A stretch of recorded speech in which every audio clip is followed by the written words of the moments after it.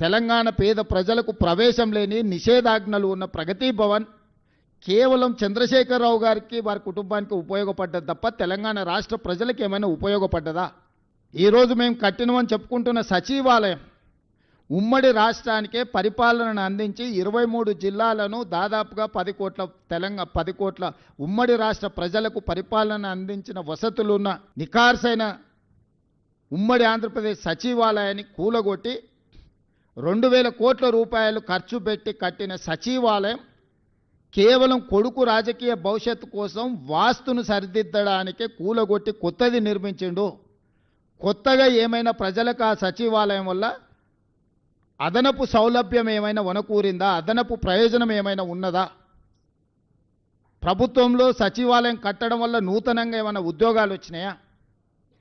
ఎవరికైనా ఉపాధి కానీ ఎవరికైనా భవిష్యత్ ప్రణాళికలకు ఆ సచివాలయం అని పనికొచ్చిందా? కేవలం నీ కొడుకును ముఖ్యమంత్రిని చేయాలన్న ఆలోచనతో వాస్తు సరిగ్గా లేదని ఇంకా 100 సంవత్సరాలు సేవలు అందించగలిగిన భవనాలను కూల్చేసి ఎల్ఎన్టీ లాంటి సంస్థలు కట్టిన భవనాలను కూల్చి ఇప్పుడున్న సచివాలయం కట్టిన పేద ప్రజలకు ఆ సచివాలయం వల్ల అనాపైస ప్రయోజనం ఏమైనా వనగూరిందా? కమాండ్ కంట్రోల్ రూమ్ ద్వారా ప్రతిపక్ష నాయకుల ఇళ్ల ముందు సీసీ కెమెరాలు పెట్టి కమాండ్ కంట్రోల్ రూమ్లో కూర్చొని చూసుకోవడానికి ప్రతిపక్షాల మీద తనంటే గిట్టని వాళ్ళ మీద పాత్రికే మిత్రుల మీద నిఘబెట్టడానికి కమాండ్ కంట్రోల్ రూమ్ కట్టినవు తప్ప కమాండ్ కంట్రోల్ రూమ్ అంతకుముందు ఎవరినన్నా లోపలికి రానిచ్చిండ్రా? లోపల ఏముందో అదొక గండికోట రహస్యం.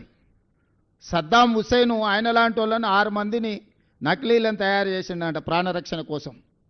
ఎక్కడికి వెళ్ళినా వాళ్ళు ముందుగాల వెళ్తే ఎవరు సద్దాం హుస్సేనో తెలియక ఎవరిని చంపాలనో ఆలోచన చేస్తారని భయంతో కుటుంబ సభ్యులు కూడా సొంత భార్య కూడా అత్యాయత్నం చేస్తుందనే భయంతో నకిలీ సద్దాం హుస్సేన్లను తయారు చేసి నమూనాలను పెట్టి ప్రాణభయంతోనే రక్షణ కల్పించుకున్నాడని మనం చాలా వార్తలు చదివినాం.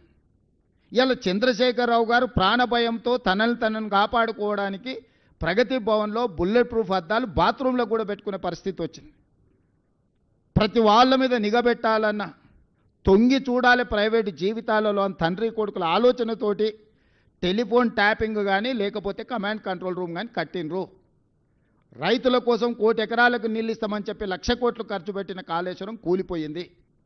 ఈ 10 సంవత్సరాలల్లా ఈ తెలంగాణ రాష్ట్రానికి ప్రయోజనం చేకూర్చే విధంగా ఏ ప్రణాళికలైనా కేసీఆర్, నరేంద్ర మోడీ గారు, కిషన్ రెడ్డి గారు, కేటీఆర్ గారు చేసిండ్రా? పోల్చి చూడండి. 10 సంవత్సరాల మా పరిపాలనను పోల్చండి, 10 సంవత్సరాల వాళ్ళ పరిపాలనను పోల్చండి, విశ్లేషించండి. మీడియా మిత్రులు మీరు పూర్తిగా ప్రణాళికబద్ధంగా ఒక్కొక్క డిపార్ట్మెంటుని అగ్రికల్చర్, ఇరిగేషన్, ఎడ్యుకేషన్, మున్సిపల్ ఇట్లా ఏ శాఖకు ఆ శాఖకు విడదీయండి. ఏదైనా ఒక ప్రణాళికతోని వీళ్ళు ఏమైనా వ్యూహరచన చేసిండ్రా? 16,000 కోట్ల మిగులు బడ్జెట్తో అప్పచెప్తే 8,11,000 కోట్ల రూపాయల అప్పుతోని మాకు అప్పచెప్పారు. ఏ ఒక్కరోజు కూడా భవిష్యత్ ప్రణాళికలను ఏమైనా రచించిండ్రా? హైటెక్ సిటీ పక్కన కట్టిన శిల్పారామం కూడా ఆనాడు మేము నిర్మించిందే. ఈరోజు ఐటీ కంపెనీలు కానీ ఫార్మా కంపెనీలు కానీ ఎడ్యుకేషనల్ ఇన్స్టిట్యూట్స్ ఐఎస్బి కావచ్చు, నల్సర్ కావచ్చు, ట్రిపుల్ ఐటీ కావచ్చు, ఇట్లా చెప్పుకుంటూ వెళ్తే చాలా అంతర్జాతీయ ప్రమాణాలు కలిగిన విద్యా సంస్థలు ఈరోజు సిలికాన్ వ్యాలీని మనోళ్ళు డిక్టేట్ చేయగలుగుతున్నారంటే ఆనాడు మేము ఏర్పాటు చేసిన విద్యా సంస్థలే ఈరోజు ప్రపంచ స్థాయిలో మనకు గుర్తింపు తీసుకొచ్చినాయి. ఒక్క అదనపు ఎయిర్పోర్ట్ అయినా మన తెచ్చిండా? మేం కట్టిన శంషాబాద్ అంతర్జాతీయ ఎయిర్పోర్టే తప్ప 10 సంవత్సరాలల్లో ఒక్క కొత్త రైల్వే లైన్ కానీ ఒక్క కొత్త అంతర్జాతీయ ఎయిర్పోర్ట్ కానీ పోనీ డొమెస్టిక్ ఎయిర్పోర్ట్ కానీ లేకపోతే మనకు ఇలాంటి అభివృద్ధి కార్యక్రమాలు ఏమైనా తీసుకొచ్చిండ్రా వీళ్ళిద్దరూ? మనం ఇచ్చిన ఐటీఐఆర్ను రద్దు చేయడం తప్ప, ఏఐబీపీ ప్రాజెక్టుల కింద మనం ఇచ్చిన ప్రాజెక్టులను రద్దు చేయడం తప్ప సాగునీటి ప్రాజెక్టుల మీద 6,000 కోట్ల రూపాయలు బ్యాంకుల ఎఫ్డీతోని జిహెచ్ఎంసీని అప్పచెప్తే ఈరోజు 10,000 కోట్ల రూపాయలు అప్పు ఉంది జిహెచ్ఎంసీ మీద. మరి కౌన్సిలర్లు వాళ్ళే గెలిచిండ్రు, కార్పొరేటర్లు వాళ్ళే గెలిచారు, ఎమ్మెల్యేలు వాళ్ళే గెలిచారు, ఎమ్మెల్సీలు వాళ్ళే గెలిచారు, ఎంపీలు వాళ్ళే గెలిచిండ్రు. మొత్తం పరిపాలన మీద 100% గుత్తాధిపత్యం వాళ్ళ చేతుల్లోనే ఉంది. ఎందుకు అభివృద్ధి చేయలేకపోయినరు? హైదరాబాదు దాహార్తి తీర్చడానికి ఏదైనా ఒక నూతన తాగునీటి పథకాన్ని 10 ఏళ్లలో వీళ్ళు మొదలుపెట్టినరా? పూర్తి చేసిండ్రా? మీరు ఒక్కసారి చెప్పండి. ఈరోజు కృష్ణానది జలాల నాడు చంద్రబాబు నాయుడు గారు మొదలు పెడితే phase 1, phase 2, phase 3 Congress party చేసింది. గోదావరి జలాలను ఆనాడు రాజశేఖర రెడ్డి గారు ప్రణాళికలు, కిరణ్ కుమార్ రెడ్డి గారు ప్రణాళికలు చేస్తే అవి పూర్తయినాయి. మెట్రో రైలు జైపాల్ రెడ్డి గారు, రాజశేఖర రెడ్డి గారు కలిసి హైదరాబాద్ నగరానికి మెట్రో తెచ్చిరు. ఆనాడు మెట్రో దేశంలోనే 2వ స్థానంలో ఉండే, ఇవాళ 9వ స్థానానికి పడిపోయింది. 10 సంవత్సరాల మెట్రోను 1 కిలోమీటర్ అయినా విస్తరించిండ్రా? 7 కిలోమీటర్లు ఓల్డ్ సిటీలో కట్టాల్సిన మెట్రోను ఎల్ఎన్టీకి అమ్ముడు పోయి ఎల్ఎన్టీ దగ్గర కమిషన్లు తీసుకొని వాళ్ళని బెదిరించి బ్లాక్మెయిల్ చేసి సచివాలయం ముందు, మన అసెంబ్లీ ముందు నుంచి టన్నెల్ పోవాలి, పైనుంచి పోతుందని బేగం బజార్ల వ్యాపారాలను దెబ్బతీస్తారని 3 సంవత్సరాలు ప్రాజెక్టును ఆపి 1000 కోట్లు ఎల్ఎన్టీతో వసూలు చేసుకొని ఈరోజు ఎల్ఎన్టీ మునగడానికి కారణము కేసీఆర్, కేటీఆర్ కాదా? మీరందరూ సజీవ సాక్ష్యం కదా. ఎల్ఎన్టీని ఎట్లా బ్లాక్మెయిల్ చేసిండు చంద్రశేఖరరావు? ఎందుకు మెట్రో నగర విస్తరణతో పాటు మెట్రో విస్తరణకు ఎందుకు ప్రణాళికలు చేయలేదు? ఎందుకు కట్టలేదు? 10 సంవత్సరాలు స్ట్రైట్గా 10 సంవత్సరాల 20 లక్షల కోట్ల రూపాయల ఆదాయము చంద్రశేఖరరావు గారి చేతికి వచ్చింది తెలంగాణ రాష్ట్రంలో.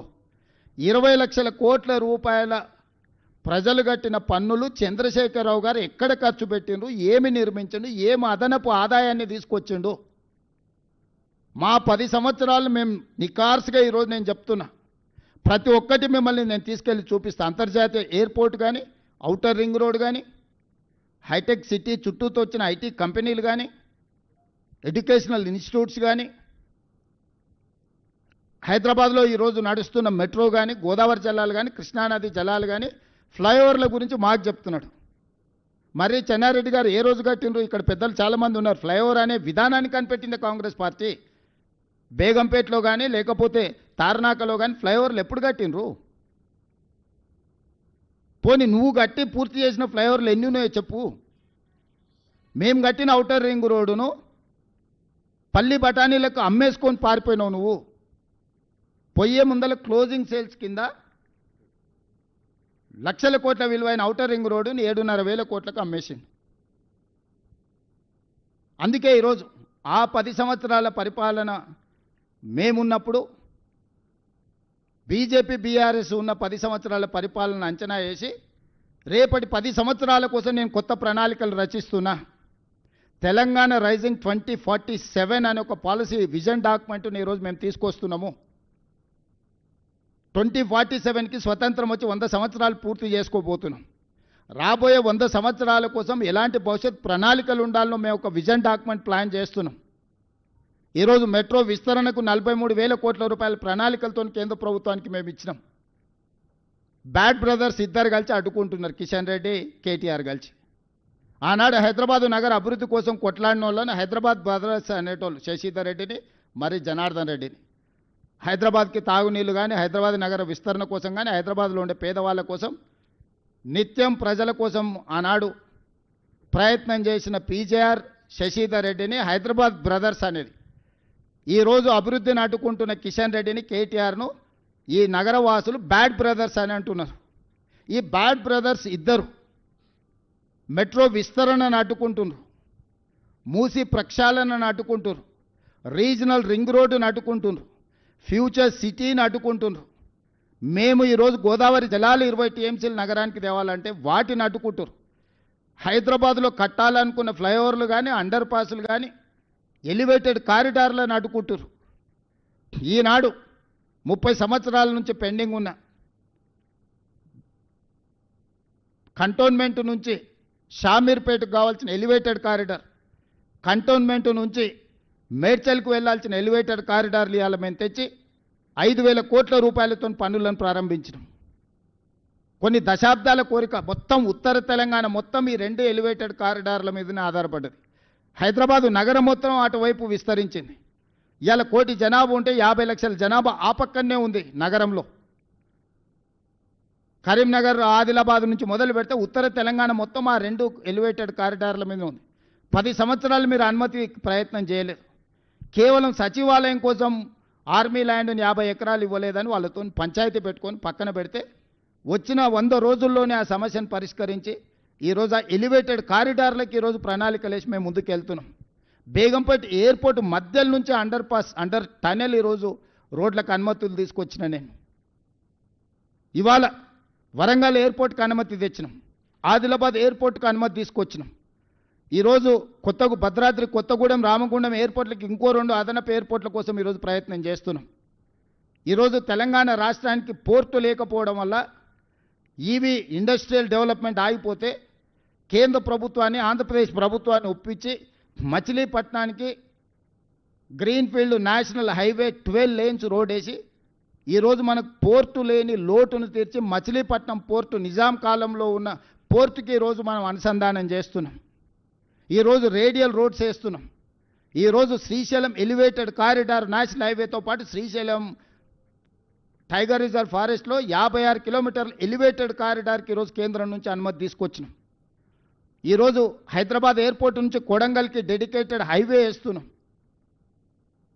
ఈరోజు ఎన్నో ఇండస్ట్రియల్ పార్కుల కోసం ల్యాండ్ ఎక్విజిషన్ ఒక స్ట్రీమ్ లైన్ చేసినాం. ఎన్ని జీసీసీ కంపెనీలను తెచ్చినామంటే నేను ఛాలెంజ్ చేస్తున్నా, ఫార్చ్యూన్ 500లో ఇలా 70% జీసీసీ కంపెనీలు ఇండియాకు వచ్చిన దాంట్లో ఓన్లీ హైదరాబాద్ నగరానికి కాంగ్రెస్ పార్టీ అధికారంలోకి వచ్చిన తర్వాత తీసుకొచ్చినాం. వ్యాన్గార్డ్ కానీ, మెక్డొనాల్డ్స్ కానీ, ఎలీలిల్లీ కానీ, అమెరికన్ ఎయిర్లైన్స్ కానీ, నేను కంపెనీల డీటెయిల్స్ అన్నీ మీకు ఇస్తా. ఎలీలిల్లీ ఈరోజు $1 బిలియన్ ఫార్మాలో ఇన్వెస్ట్మెంట్ ఈరోజు తీసుకొచ్చినాం తెలంగాణ రాష్ట్రానికి. ఈ 2 సంవత్సరాలల్లో మొదటి 6 నెలలు మేము ప్రభుత్వం ఏర్పాటు చేసిన తర్వాత 6 నెలలు పార్లమెంట్ ఎన్నికల్లోనే కాలం గడిచిపోయింది. ఈ 2 ఏళ్లలో మేము పనిచేసింది సంవత్సరన్నరనే. సంవత్సరన్నరలో 3 లక్షల కోట్ల రూపాయలు ఈ రాష్ట్రానికి పెట్టుబడులు తీసుకొచ్చినాము. ఇవాళ గ్లోబల్ కెపబిలిటీ సెంటర్స్ కానీ, డేటా సెంటర్స్ కానీ, మిగతా ఇన్ఫ్రాస్ట్రక్చర్లో వేలాది కోట్ల రూపాయల పెట్టుబడులు తీసుకొచ్చి నగర విస్తరణ కోసం మేము ప్రణాళికలు చేస్తున్నాము. 10 సంవత్సరాలు మీరు ఏమీ చెయ్యకపోను తెలంగాణ రాష్ట్రాన్ని కొల్లగొట్టి ప్రజలకు ఉపయోగం లేని, ప్రయోజనం లేని కమాండ్ కంట్రోల్ రూమ్, సచివాలయం, ప్రగతి భవన్, కాళేశ్వరం చూపించి ఎంతకాలం ప్రజల్ని మభ్యపెడతారు?